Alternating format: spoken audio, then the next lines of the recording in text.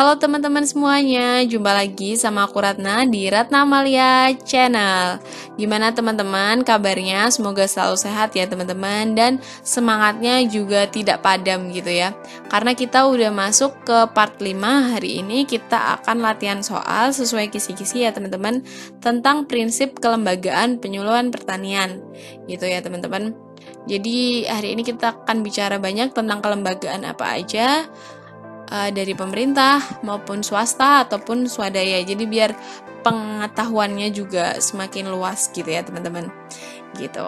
Buat kalian yang belum nonton part-part sebelumnya bisa cek di iCard di atas ya teman-teman, biar nyambung aja gitu ya. Jadi urut gitu.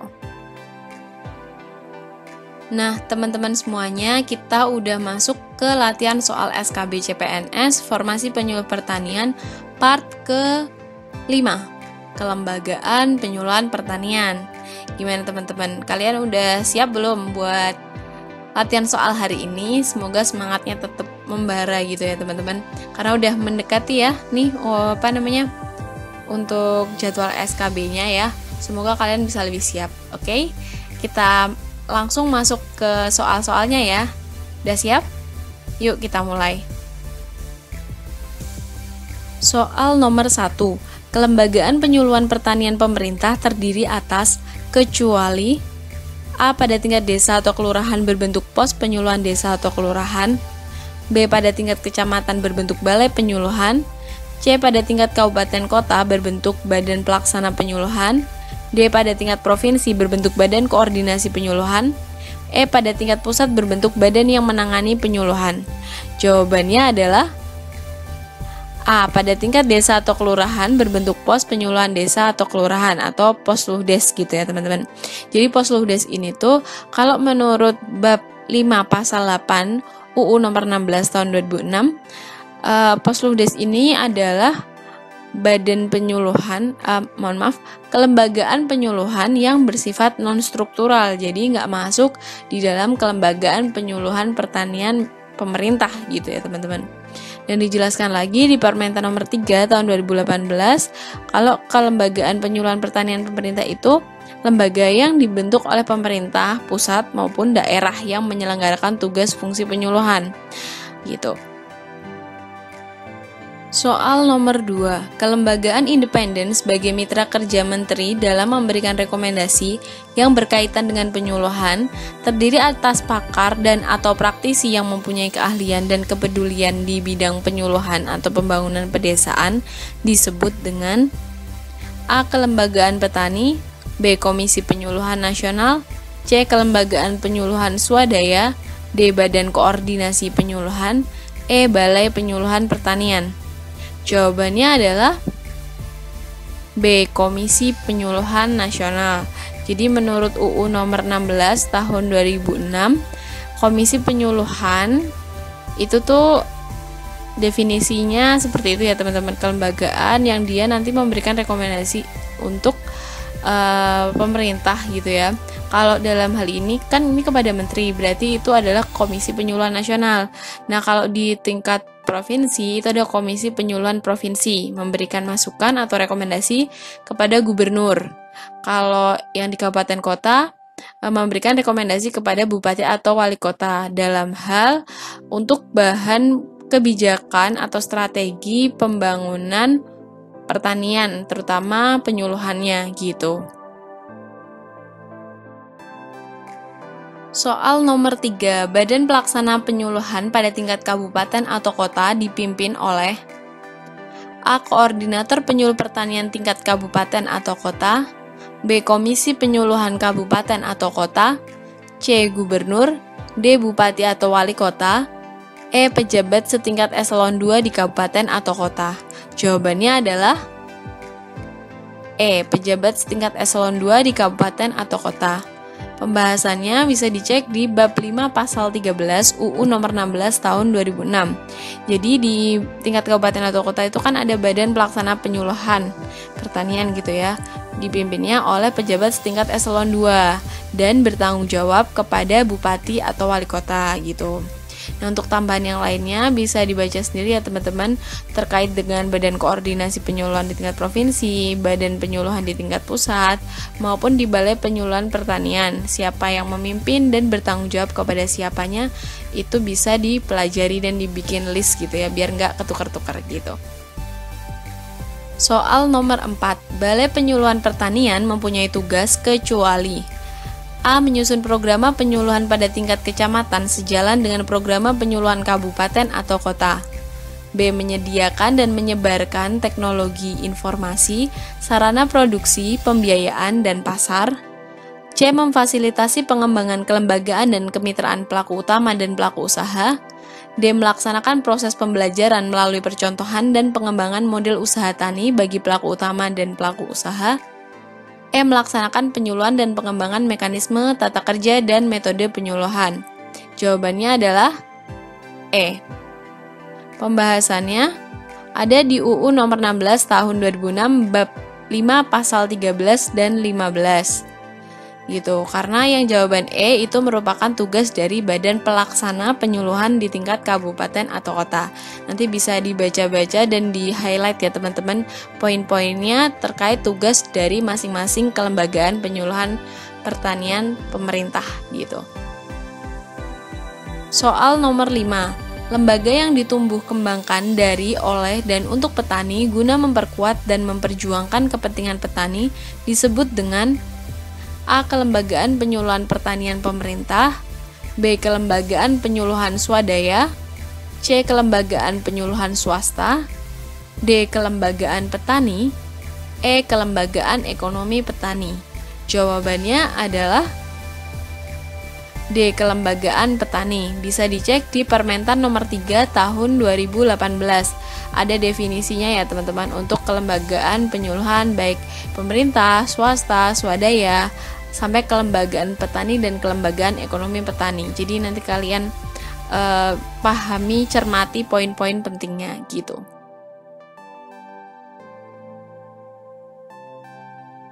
Soal nomor 6. Kelembagaan petani merupakan kelembagaan yang dibentuk oleh petani dan dapat berbentuk kecuali A. Dewan Komoditas Pertanian Nasional.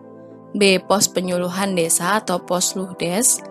C. Kelompok Tani atau Poktan. D. Gabungan Kelompok Tani atau Gapoktan. E. Asosiasi Komoditas Pertanian. Jawabannya adalah B. Posluhdes. Jadi menurut Permentan nomor 67 tahun 2016 pasal 1, jadi kelembagaan petani itu kelembagaan yang dibentuk dari, oleh, dan untuk petani gitu. Dan itu kelembagaan petani bisa berupa kelompok tani, gabungan kelompok tani, asosiasi komoditas pertanian, dan Dewan Komoditas Pertanian Nasional. Jadi yang bukan adalah Posluhdes karena itu termasuk kelembagaan penyuluhan pertanian ya teman-teman gitu. Soal nomor 7. Kelembagaan penyuluhan pertanian pemerintah bersinergi dengan kelembagaan pendukung penyuluhan pertanian. Di bawah ini yang bukan termasuk dalam kelembagaan pendukung penyuluhan pertanian yaitu A. Direktorat Jenderal. B. Badan Lingkup Kementerian Pertanian. C. BUMN. D. Perguruan tinggi. E. Instansi terkait. Jawabannya yang mana teman-teman? Yang bukan kelembagaan pendukung penyuluhan pertanian ya teman-teman. Yang bukan. Yang jawabannya adalah C. BUMN. Pembahasannya ada pada Permentan nomor 3 tahun 2018 bab 3 pasal 24. Jadi yang merupakan kelembagaan pendukung itu ada Direktorat Jenderal, kemudian Badan Lingkup Kementerian Pertanian, kemudian perguruan tinggi dan instansi terkait lainnya. Nah, kalau yang di Kementerian Pertanian itu kan ada Direktorat Jenderal dan badan yang ada di Kementan. Nah, itu menyediakan program peningkatan prasarana, sarana, inovasi kayak gitu. Terus kalau yang perguruan tinggi itu menyediakan inovasi, teknologi serta peningkatan kompetensi SDM-nya gitu. Soal nomor 8. Balai Penyuluhan merupakan unit pelaksana teknis penyuluhan dari Badan Pelaksana Penyuluhan Pertanian di tingkat kabupaten atau kota yang mempunyai struktur dan bagan organisasi sebagai berikut. Ada pimpinan balai, ada urusan ketatausahaan, dan ada kelompok jabatan fungsional. Nah, kelompok jabatan fungsional ditetapkan oleh pimpinan balai untuk menangani urusan A. Program kerja personalia administrasi, B. Programa sumber daya administrasi, C. Programa sumber daya supervisi, D. Programa personalia anggaran, E. Program kerja sumber daya anggaran. Jawabannya adalah C. Programa sumber daya dan supervisi. Bisa dicek di Permentan nomor 26 tahun 2012 tentang pengelolaan Balai Penyuluhan Pertanian. Soal nomor 9. Balai Penyuluhan di Kecamatan merupakan unit pelaksana teknis kelembagaan penyuluhan yang menangani penyuluhan di kabupaten atau kota. Hubungan kerja Balai Penyuluhan di Kecamatan dengan kelembagaan yang menangani penyuluhan di kabupaten atau kota bersifat A. Konsultatif fungsional, B. Koordinatif pelaksanaan penyuluhan, C. Pendampingan penyuluhan pertanian, D. Kemitraan penyuluhan pertanian, E. Rapat koordinatif. Jawabannya yang mana teman-teman? A. Konsultatif fungsional. Pembahasannya ada pada Permentan nomor 26 tahun 2012 bab 3. Hubungan kerja Balai Penyuluhan Pertanian di tingkat kecamatan dengan kelembagaan yang menangani penyuluhan pertanian di kabupaten atau kota itu bersifat konsultatif fungsional. Kemudian kalau hubungan kerja dari BPP atau Balai Penyuluhan Pertanian Kecamatan dengan UPT atau UPTD di lingkup pertanian, perikanan, dan kehutanan kecamatan dan camat itu hubungannya koordinatif pelaksanaan. Kemudian hubungan kerja dari Balai Penyuluhan Pertanian dengan Posludes itu bersifat pendampingan dan kemitraan gitu. Soal nomor 10. Persyaratan lokasi bangunan Balai Penyuluhan Pertanian yaitu kecuali A. Mudah dilihat oleh masyarakat dan mempunyai akses jalan dengan lokasi pemukiman, listrik, dan telepon. B. Mudah dikunjungi oleh pelaku utama, pelaku usaha, dan masyarakat lainnya. C. Letaknya dekat dengan pusat pemerintahan kabupaten atau kota. D. Letaknya di sentra produksi pertanian, perikanan, kehutanan. E. Pada musim hujan bebas banjir. Jawabannya adalah C. Letaknya dekat dengan pusat pemerintahan kabupaten atau kota. Itu bukan syaratnya ya teman-teman. Kalau misalnya kayak gitu kan nanti berarti cuma di kota aja. Padahal BPP ini kan tingkatnya di kecamatan ya gitu. Pembahasannya ada pada Permentan nomor 26 tahun 2012 bab keempat. Bisa dicek ya teman-teman. Soal nomor 11. Menurut Permentan nomor 82 tahun 2013, kelompok tani ditumbuh kembangkan dari, oleh, dan untuk petani dengan jumlah anggota yang berkisar antara A. 20-25, B. 30-40, C. 40-45, D. 45-50, E. 50-60. Jawabannya adalah A. 20-25. Jadi bisa dicek ya teman-teman di Permentan nomor 82 tahun 2013. Di situ ada definisinya ya teman-teman, kelompok tani itu apa dan anggotanya sekitar 20-25 orang petani gitu. Soal nomor 12. Kelompok tani digunakan untuk wadah belajar mengajar bagi anggota guna meningkatkan pengetahuan, keterampilan, dan sikap agar tumbuh dan berkembang menjadi usaha tani yang mandiri dan dapat meningkatkan produktivitas, pendapatan, serta kehidupan yang lebih baik. Merupakan fungsi kelompok tani sebagai A. Unit usaha pengolahan, B. Unit usaha pemasaran, C. Unit produksi, D. Kelas belajar, E. Wahana kerjasama. Jawabannya adalah D. Kelas belajar. Jadi keywordnya adalah wadah belajar mengajar, itu pasti kelas belajar gitu ya teman-teman. Bisa dicek di Permentan nomor 82 tahun 2013 ya teman-teman, untuk definisi-definisi yang lainnya gitu. Nanti kalian highlight aja keywordnya dari masing-masing fungsi kelompok tani tersebut gitu.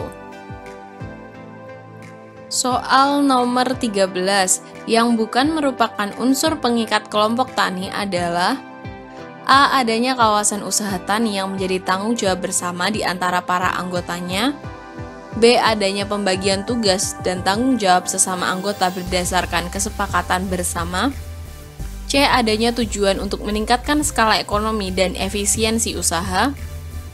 D. Adanya kader tani yang berdedikasi tinggi untuk menggerakkan para petani dengan kepemimpinan yang diterima oleh sesama petani lainnya.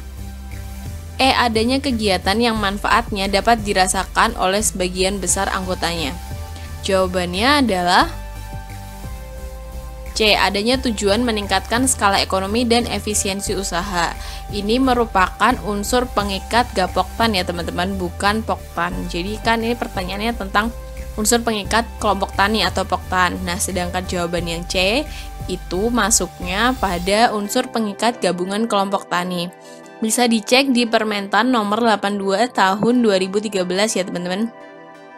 Di situ disebutkan ada beberapa unsur pengikat gapoktan.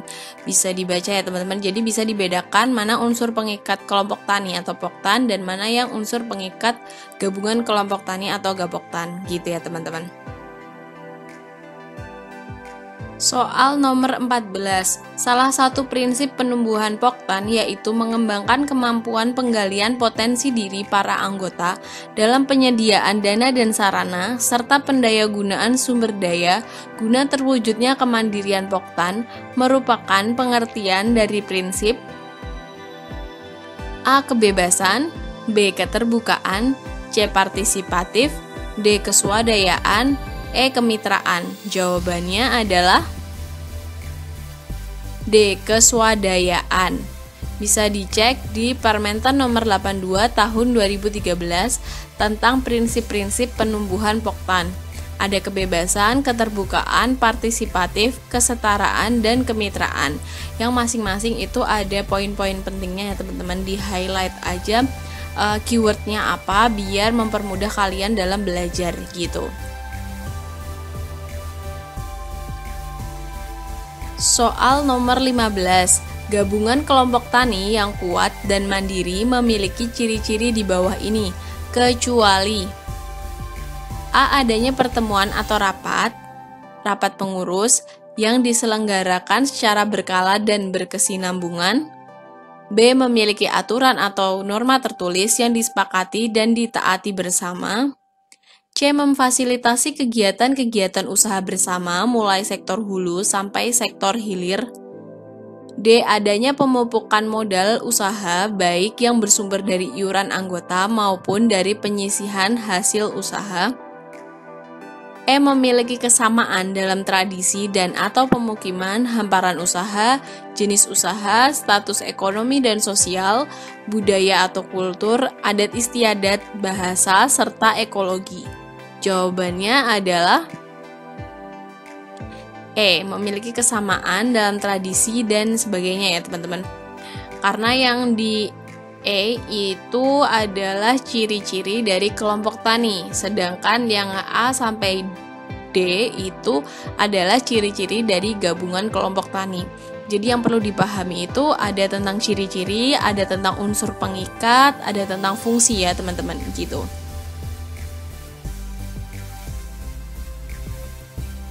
Soal nomor 16. Gabungan kelompok tani dapat memberikan pelayanan permodalan bagi anggota baik yang berasal dari iuran dan atau simpan pinjam anggota serta sisa hasil usaha maupun dari perolehan kredit melalui perbankan, mitra usaha, atau bantuan pemerintah dan swasta, merupakan fungsi Gapoktan sebagai A. Unit usaha penyedia sarana dan prasarana produksi, B. Unit usaha keuangan mikro, C. Unit usaha tani atau produksi, D. Unit usaha pengolahan, E. Unit usaha pemasaran. Jawabannya yang mana teman-teman? B. Unit usaha keuangan mikro. Jadi pembahasannya ada pada Permentan nomor 82 tahun 2013 dan Permentan nomor 67 tahun 2016. Bisa dicek ya teman-teman untuk definisi dari masing-masing fungsi Gapoktan. Ada unit usaha penyedia sarana prasarana produksi, unit usaha pengolahan, unit usaha pemasaran. Kalian cari tahu keywordnya apa, dihafalin boleh atau dipahami lah gitu ya teman-teman. Jadi untuk mempermudah aja gitu ya.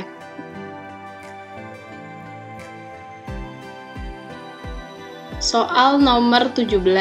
Rencana kerja usaha tani dari kelompok tani atau Poktan untuk satu periode atau 1 tahun berisi rincian kegiatan tentang sumber daya dan potensi wilayah, sasaran produktivitas, pengorganisasian dan pembagian kerja, serta kesepakatan bersama dalam pengelolaan usaha tani merupakan definisi dari A. Program Penyuluhan Pertanian, B. Rencana Kerja Tahunan Penyuluh Pertanian atau RKTP, C. Rencana Definitif Kebutuhan Kelompok atau RDKK, D. Rencana Definitif Kebutuhan Kelompok Pupuk Bersubsidi atau RDKK Pupuk Bersubsidi, E. Rencana Definitif Kelompok. Jawabannya adalah E. Rencana Definitif Kelompok atau RDK. Ini rencana kerja di kelompok tani dalam 1 tahun ya. Bisa dilihat di Permentan nomor 82 tahun 2013 atau di Permentan nomor 67 tahun 2016. Di situ ada definisi-definisi dari RDK, RDKK maupun RDKK pupuk bersubsidi gitu ya teman-teman. Jadi kalian bisa cermati apa aja perbedaannya gitu. Kalau RDKK itu lebih ke sarana prasarana produksi pertanian dan itu 1 musim biasanya gitu. Kalau yang RDKK pupuk bersubsidi itu yang khusus pupuk bersubsidi biasanya 1 tahun gitu. Soal nomor 18. Materi rencana definitif kebutuhan kelompok atau RDKK terdiri dari kecuali A. Jenis dan luas masing-masing komoditi, B. Kegiatan penguatan kapasitas Poktan, C. Jumlah kebutuhan benih atau bibit, pupuk, pestisida, biaya garapan dan pemeliharaan, biaya alat mesin pertanian, D. Jadwal penggunaan sarana produksi pertanian, E. Rincian pembiayaan serta secara swadaya maupun melalui kredit atau fasilitasi pembiayaan lainnya. Jawabannya yang mana teman-teman? Yang kecuali ya. B. Kegiatan penguatan kapasitas kelompok tani. Bisa dicek pembahasannya di Permentan nomor 67 tahun 2016. Jadi untuk yang B atau kegiatan penguatan kapasitas Poktan itu masuknya ke dalam materi rencana definitif kelompok atau RDK ya teman-teman. Jadi yang lainnya ini jawaban A, C, D, E itu masuknya ke materi rencana definitif kebutuhan kelompok atau RDKK gitu ya teman-teman. Bisa dicermati ya perbedaannya.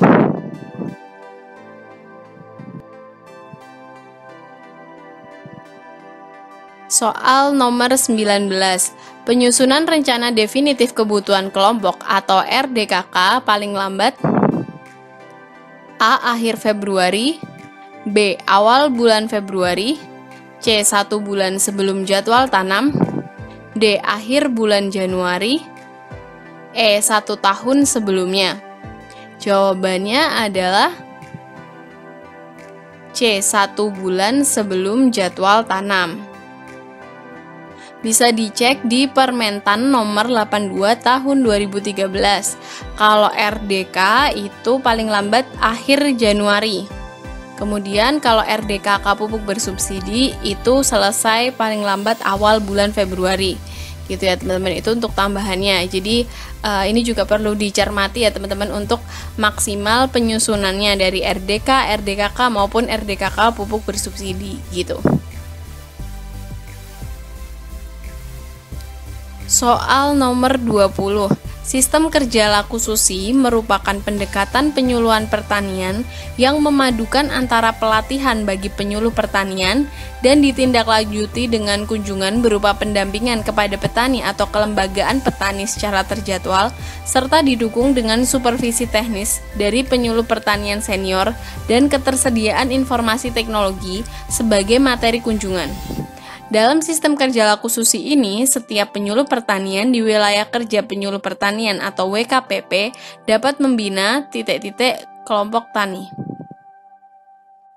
A1-6, B4-8, C8-16, D10-20, E20-25.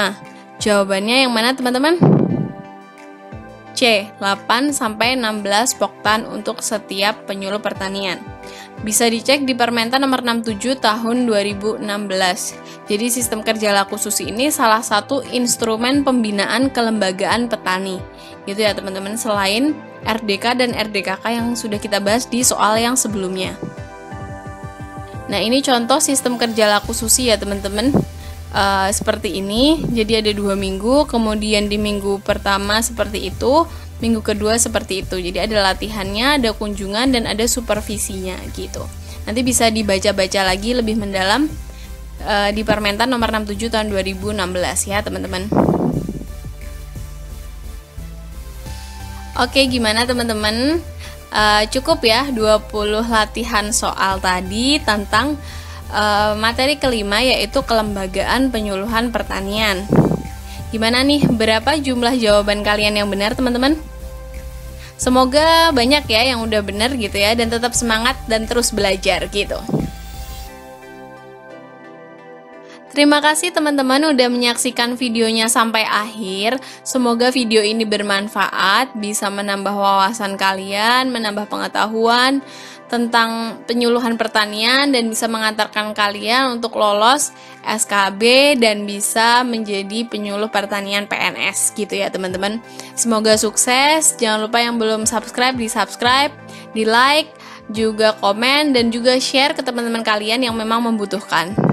Jangan lupa juga follow Instagram @ratnachannel, dan email juga bisa di info.rachannel@gmail.com jika masih ada kesulitan untuk mengakses materi belajarnya gitu ya teman-teman.